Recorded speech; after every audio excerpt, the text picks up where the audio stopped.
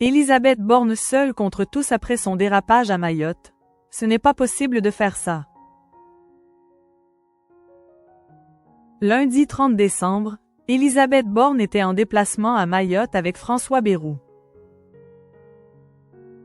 La ministre de l'Éducation nationale est depuis très critiquée suite à un échange filmé avec des professeurs l'interpellant sur la situation de l'archipel.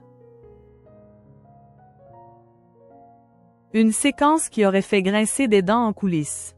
Le lundi 30 décembre, Élisabeth Borne, qui fait son retour au gouvernement, a accompagné le Premier ministre François Bayrou à Mayotte, après que l'archipel français a été touché par le dramatique cyclone Chido. La chaîne BFM TV a diffusé un échange dans lequel la ministre de l'Éducation nationale est interpellée par deux professeurs. Les deux hommes ont déploré la situation actuelle de l'île. Ce que chacun doit savoir, c'est que là depuis 15 jours, dans tous les bidonvilles par ici, Petite Terre, Grande Terre, Kawini, Cavani, personne n'est venu. Vous pouvez dire ce que vous voulez aux informations, la réalité elle est là, a fustigé l'un d'entre eux. L'ancienne première ministre a d'abord tenté de leur apporter des explications, avant de leur tourner les talons, sans rien dire, alors que le second professeur continuait d'étayer leurs mots. C'est une honte, a-t-il conclu.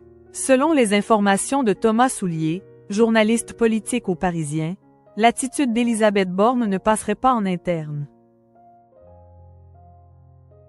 Cette séquence est une catastrophe, aurait déclaré un député Ensemble, tandis qu'un ancien ministre issu de la Macronie aurait déclaré « Ce n'est pas possible de faire ça ». Élisabeth Borne à Mayotte, ces personnalités politiques qui ont réagi à la séquence. La séquence diffusée par BFM TV a rapidement fait le tour de la sphère politique.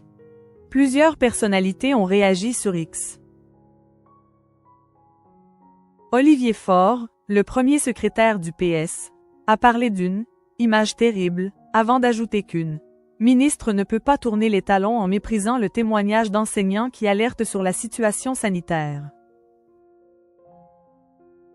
Yann Brossa, sénateur et porte-parole du PCF, a également pris la parole en qualifiant les images d'hallucinantes, en poursuivant « l'empathie d'un poisson mort ».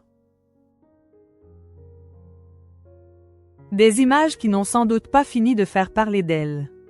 Élisabeth Borne n'a pour le moment pas répondu à ces réactions.